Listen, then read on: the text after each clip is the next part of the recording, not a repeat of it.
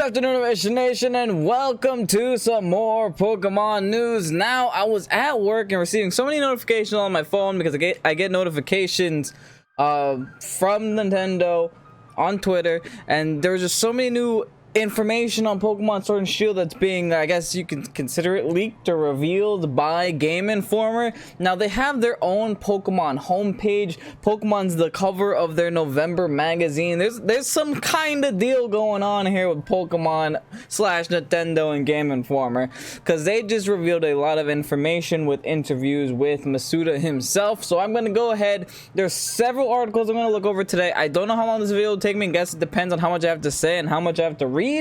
But if you guys enjoy things like this, go ahead and click the like button down below, subscribe to the channel if you haven't already for more Nintendo goodness. Shameless plug, Link's Awakening playthrough happening right now, along with Damon X Machina playthrough, both very good games, and more Nintendo playthroughs to come, including Pokemon Sword and Shield on the channel as well. Now, without further ado, let's go ahead and start with, I'm going to start from the bottom up. Okay, no, it's already in time order. Okay, cool. Let's start with the beginning. Pokemon Sword and Shield exclusive coverage. And the first one is the one that we already talked about. The November cover reveals for Pokemon Sword and Shield. Fans have long requested a mainline Pokemon RPG on consoles, and after making the first generation titles in last year's Let's Go games, Game Freak is finally giving us their wish in Pokemon Sword and Shield. We traveled to Game Freak's headquarters in Tokyo, Japan to get the behind-the-scenes story of these games. We spoke with the game director, producer, planning director, and art director, picking their brains on the direction of the series, what they hope to accomplish with the upcoming Switch titles. To celebrate the occasion, we have 3 different covers, and these arts are pretty dope. Oh, okay. This one's the best one because you get the best of both worlds. Okay, cool. 3 different covers, and they went to go have a cup of tea with Game Freak. Cool. In our conversations, we talked about the decision to base the Galar region on the UK, the new Dynamax mechanic, and why it took so long to make a mainline Pokemon game on consoles. And yes, we got, okay, that's not questions I want answered. Questions I want answered are, give me some starter second evolutions, please. But whatever, I'm pretty sure they would reveal those to us even if we did have those questions. Continuing on. And yes, we got into why some Pokemon didn't make the cut for Pokemon Sword and Shield. That's really relevant. I want to know that. In addition to our huge cover story, you can also be able to get exclusive interviews, videos, and features during our month of coverage. So there's more that's gonna happen here. They're not revealing all this today. Oh, that's even more exciting. Everyone, GameInformer.com/Pokemon. Check out the trailer below and come back to our coverage hub often as updates are added regularly to that website. Cool, sounds good to us. Let's check out this coverage. I mean, we're gonna look at all this because I did not read any of this or see any of this yet. This month at GameInformer.com, we're pulling back the curtain on the development of Pokemon Sword and Shield, Brian Shea. We spent a full day at Game Freak learning what it takes to put together the first mainline Pokemon RPG on a console, and how and why the legendary studio does what it does. And how! This month we'll be sharing videos about the new starters, This is kind of cool. the new region, and we even recorded a rapid-fire interview featuring 101 questions about Pokemon. So check out the new cover story, listen to the Game Informer Show podcast, and get ready for a full month of exclusive content at GameInformer.com/Pokemon. Damn, this is exciting. This month is for you. Okay, shut up. Okay, this is exciting. Interesting. That's really cool. Okay, cool. Let's continue on. As always, that's not all we have in store for this issue. We have an extensive behind-the-scenes look at the making of Shenmue 3. I don't care about that. Don't care about that. Click on the banner. Okay. That's all the Pokemon information in that first one. Let's continue on. Sword and Shield's max raid battles can be among the Pokemon's most challenging encounters. Hey, look, Throw's in the game. Hey guys, Throw's in the game. That's good, because I remember Sock was in it, and people were like, if Sock's in it, is Throw? Of course, they're gonna obviously put both of the Pokemon in the game, and there's Throw right here also. Cool. That's nice. I guess that's new information that we have today. Pokemon Sword and Shield are introducing a myriad new mechanics to the series. That means a lot. One of the biggest new additions is the ability for Pokemon to grow to massive proportions. While this is most prominently on display in battles through the Dynamax and Gigantamax mechanics. Players can also challenge powerful giant Pokemon in cooperative max raid battles. We spoke with the developers to learn more about these encounters. Initially, the max raid battles were called something more generic like cooperative battles. But following Pokemon Go's implementation of co-op raids, the word has entered into the vocabularies of Pokemon fans across the globe. The initial concept of having competitive cooperative battles against the Pokemon, the raid idea, came before raids were even implemented in Pokemon Go. But we saw Pokemon Go implement this raid feature and how popular it was for people to get together in the same space and enjoy cooperative experiences. God, this run-on sentence! Director Shigeru Omori says, I think there was some influence, like how in Pokemon Go you don't need to be a hardcore battler to enjoy the raid battles. It's really easy to invite a friend. We wanted to have the element in Sword and Shield's raid encounters as well. Okay, cool. How is it hard? Tell me how it's hard. While Omori likes the idea of not having to be a hardcore battler to enjoy these raid encounters, planning director Kazumasa Iwao cautions that you shouldn't expect to walk right in and take down the highest ranked beasts. I think some of them are going to be pretty difficult, Iwao says. I think it's going to be the kind of difficulty we haven't seen in a lot of main series Pokemon games up until now. This is really interesting because Pokemon games are notoriously easy. Like, it's no secret to anyone that Pokemon games are easy. They're not the hardest RPGs in the world. They don't take a lot of brain power. There is some, like, you know, I guess, there's not even, like, I can't think of anything innately hard in Pokemon, at least not in the later generation. But it's interesting that they're actually including a mechanic that they say is going to be difficult, or they say it's going to be more challenging in comparison to things we've seen in the past. That's pretty cool.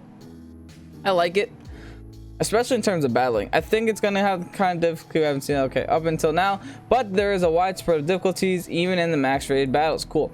Much like the raids in Pokemon Go, max raid battles are represented by a ranking system. In Sword and Shield, they're ranked by stars. The more stars a max raid battle has, the more difficult it is. It starts out a little easier, and then you could choose the difficulty based on how powerful your Pokemon are. Well, it says, even for me, a seasoned Pokemon player, even if I go with one of the 5-star max raid battles, I could definitely run into situations where I'm not able to win. This could just mean they're gonna hack us to death like they did in Battle Maison. I mean, I feel like that's actually a scenario that's very possible. They just, you know, make these 5-star mons like paraflinchers, like I don't know, something super hacks oriented. That's what I think is gonna happen. We'll learn just how difficult these raid encounters can be when Pokemon Sword and Shield launches on the time. Oh, okay, continuing on. Okay, that's it for that. Okay, cool. So, raid battles are hard, and throws in the game. So we learned. Pokemon Sword and Shield introduced autosave to the series. That's interesting. Does it really matter? I feel like people on 4chan are gonna be angry about that. No, you have to save. That's the whole challenge of Pokemon, is knowing the right places to save. They never had autosave in Pokemon before. Don't change my video game. That's interesting. I mean, that's just good, right? I'm pretty sure you'll have the ability to autosave and save, so it shouldn't be that serious. I mean, most games have this feature nowadays, so it's nothing too out of the ordinary or confusing here. During our trip to Game Freak Tokyo headquarters for this month's cover story, we learned all kinds of behind-the-scenes information about Pokemon Sword and Shield. While talking with the developers about the new features coming to Sword and Shield, director Shigeru Omori mentioned autosave occurring in the wild area. Okay, so specifically in the wild area for now. I mean, it's in the game, thankfully, which is nice. Like, he was talking specifically in the wild area here. Normally, after you perform a trade, you need to stop and save, but instead, Game Freak figured out a way to incorporate seamless saves into the wild area. When you connect with them to actually trade or do some kind of interaction, it then seamlessly switches to a synchronous connection, Omori says. It's also saving in the background, which is something we previously didn't do. There's quite a bit going on in there that isn't represented in the wild area. Okay. So far, he's only talked about the wild area. There's no mention that this is, you know, game wide. At the mention of saving in the background, I asked Omori if that happens throughout the rest of the game or if that's restricted to the wild area. It's a new feature we're implementing, full autosave functionality. Okay, so it's the whole game. Cool. He says, traditionally in Pokemon games, it's important to write your report to record your save, and that's always been a staple. Like, remember to save your game. We do have an autosave feature in this time where you can just adventure and it'll constantly save the game. That's actually good. Like, I hope people don't cry over this, because that's nothing but good. For those who don't want Pokemon Sword and Shield to autosave, fear not, you can turn off the feature. Okay, so they really have no reason to cry. You could turn it off and stick with the traditional save where you pause the action and manually save. I imagine that will come in handy for encounters with difficult to catch legendary Pokemon. However, Mori says that process might also feel a bit different on the Switch, whatever that means. Okay, but okay, I guess that makes sense for why people would be a little bit disappointed, because it would be a situation when they want to capture a legendary Pokemon, they wouldn't be able to and do it on the first encounter. Cat, hello. Gotta open the door. Hi, baby. You sound like the 4chaners, Cat. Crying to open the door. Okay. Let's continue on. I think that the Nintendo Switch compared to previous consoles is actually a bit harder to restart your game, he says. Like on the NES, you'd have a dedicated button to reset the whole thing, but with the Switch, it's a little bit more complicated of a process. For more on Pokemon Sword and Shield, head to our hub by clicking the banner below. Okay. So what they're saying here is that it's harder to restart your game. I know you had to press a couple buttons on the DS, but I guess it's harder on the Switch. So don't screw up your save files.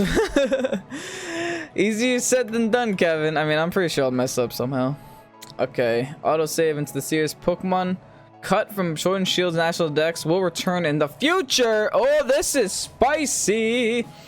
Interesting. Fans are eagerly anticipating Pokemon Sword and Shield, but some of the biggest news coming out of summer was regarding what won't be in the first mainline Pokemon console RPGs. During E3, producer Junichi Masuda explained that not every Pokemon will make the leap into Sword and Shield.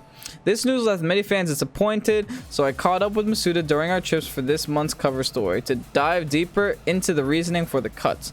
According to Masuda, the sheer number of Pokemon the series had accumulated over the last 2+ decades, I said generations, got to the point of being unwieldy. It makes sense. Up until now, we've been proud we've been able to include so many Pokemon in the games, but as a result of that, there's actually been quite a few features or gameplay ideas that we've had to abandon in the past. He says, going forward, thinking about the future of Pokemon, we want to prioritize all those new gameplay ideas, new ways to enjoy the games, and want to challenge ourselves at Game Freak to create new ways to enjoy the game. Okay, enjoying the game seems to be the theme here. That's really what drove the decision for this new direction. Okay. The decision was a result of collaborative talks between Game Freak, the Pokemon Company, and Nintendo. We have a lot of awesome new challenges that we haven't even revealed in Sword and Shield. Masuda says, we want to continue to come up with these features, so we figured this was the best path forward for the franchise. Okay, just all things that have been said before. Things are a bit complicated when diving into how the team decided which Pokemon wouldn't carry over into the Galar region. A wide variety of discussions happened.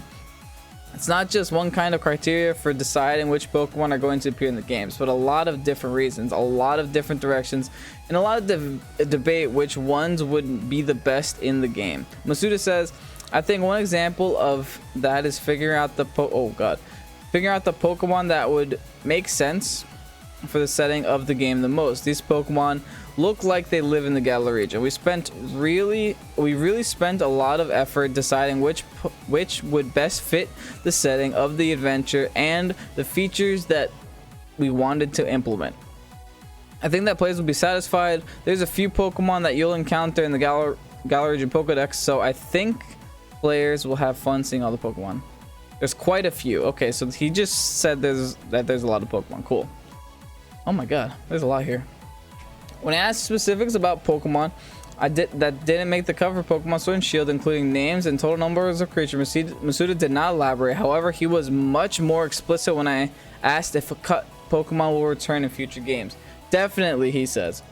Okay, this is PR, guys. He knows. he knows that that question is going to be asked. He was prepared to answer that question, and he even answered this question before, so I don't even know why they repeated it, but whatever.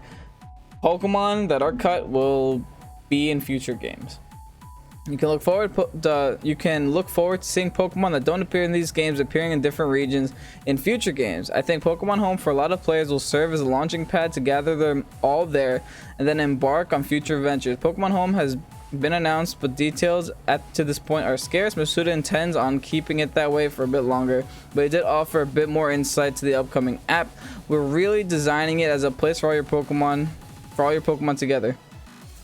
So it's really important for the future of the franchise, and it'll be more than even Pokemon Bank as a place to gather all your Pokemon together in one spot. Okay, cool. That's good. I mean, it's smart to make it a mobile app, in my opinion, because to make it a DS app, then, you know, when the DS dies, that dies. But if you make it a mobile app, like, cell phones aren't going anywhere. Like, that'll always be there. You'll always be able to use it for like the next few generations, you know, or all the generations upcoming. Well, let's continue on. Cool. Just talking about the future of Pokemon.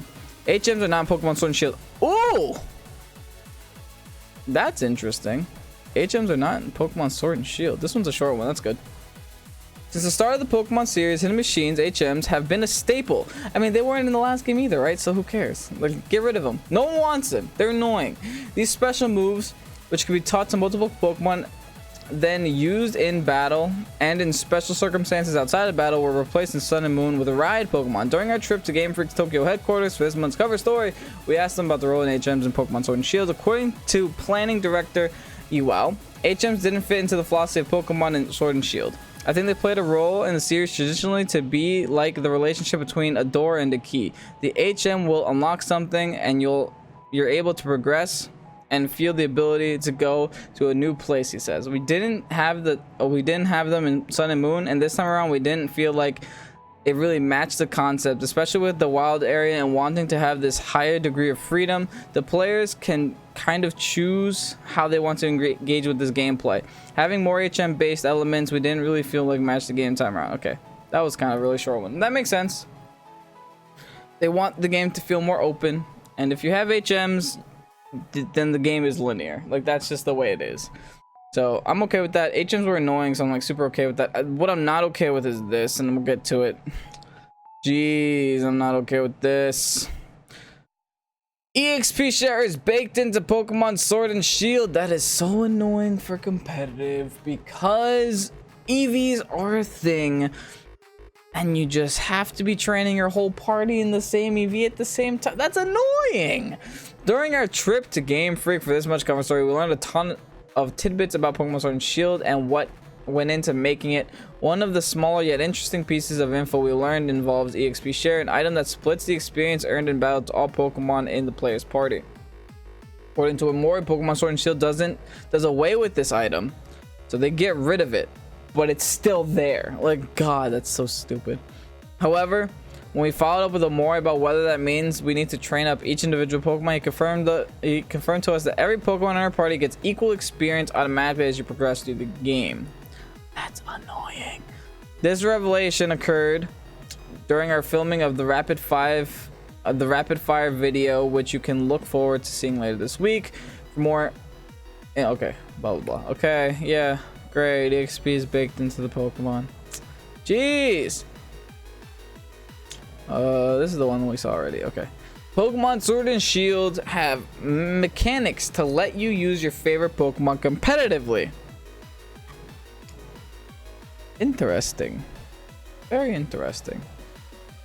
The latest entries in the Pokemon series are making several tweaks to the franchise's long-running conventions.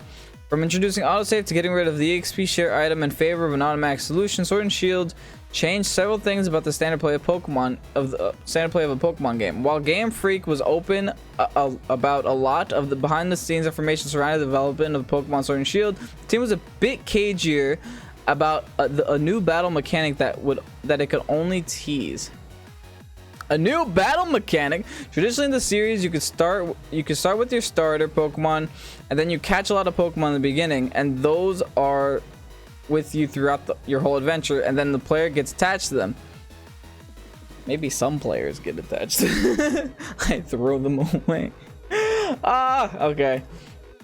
Okay, and players get attached to them, cool. But a lot of times they get into competitive battles and they find they can't actually use those Pokemon, or they're not competitive, so they have to go out and find the exact right Pokemon or breed them in a certain way to make sure they're viable in competitive battles. Yeah.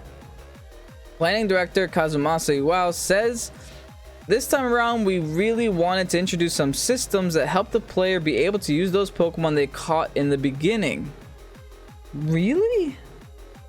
They want to make uncompetitive Pokemon competitive. I'm liking where this is going. That sounds cool. That sounds really cool, but this also sounds like you'll be able to break the Pokemon that are already competitive. But whatever, we'll continue on. Where was I? Some systems that help players be able to take those Pokemon they caught in the beginning and the first ones they chose and actually take them straight into competitive battle. There's a lot of hidden parameters to Pokemon that aren't surfaced to the player, i.e. IVs or EVs also. Well, I mean, there's a way to see those things, but they're not in your face, you know? We're doing a lot of stuff in the back end, introducing systems introducing systems that allow players to make sure that Pokemon they want to use in competitive battles are viable. Okay. When I asked Iwao for more details, he said he can't explain the system further, but he goes on to tease a little bit more. I've got to be very vague about it, but one example, it will be visible to the player and they'll know when they see it. Okay, so it'll be visible to the player. Will it be a physical change? I don't know. This is interesting. I mean, clearly they're not going to tell us what it is, but there's something coming here, boys. There's something coming. Now, I'm okay. I have a thought, but I'll say it at the end. I think, say you have a Pokemon where it's got all the right stats and everything, but there's a personality parameter as well that comes into play in battles. And it might not be the right personality, so you'll breed until you get the right one, is what people do currently. Yeah, that's what we do. That's what natures are, right? But you see that there's a system in the game that'll fix that for people. Can you change natures? Is that a thing? Can you fix a Pokemon's personality? Can you... It's called the Pokepsychologist. While it's no longer necessary to do so, Iwao says players can still put the effort into breeding to come up with a perfect specimen for competitive play. It's no longer necessary to do so, but you could still breed if you want. If it's not necessary, why are we gonna do it? Breeding isn't fun. Breeding is terrible. Okay, so that means we'll be able to hop into competitive. Maybe they're trying to open up competitive to a lot more people, because competitive is kind of hard to get into if we're actually trying to be legitimate and not use cheats. I do think there's a value in the effort that players put into it, he says, but at the same time, I think Pokemon Sword and Shield, we wanted to also have a system that makes it a bit more accessible. For example, if you're bringing a Pokemon over from previous game to these games, being able to use that specific Pokemon that has sentimental value to you in the battle system competitively is something we want to try at this time. So does that mean that breeding is now useless? Because if so, and I know so many people are gonna hate me for saying this, but if I can make competitive Pokemon somehow, some way, without having to make them frick and spend hours upon hours riding a bike in a circle just waiting for eggs to hatch, then sign me up, baby. I'm down for this. Sign me up. But with that said, I think that's all the coverage that we have for you guys today in this episode. If you guys enjoyed episodes like this, then please do go ahead and leave a like down below. Leave a comment also. So check out my other stuff on the channel so we can continue making content like this in the future. I'm Ovation. Let me know your thoughts down below in the comment section. Obviously, that's where you put thoughts. And then we could have a discussion down there. I'm Ovation. Hope they did enjoy. Peace out.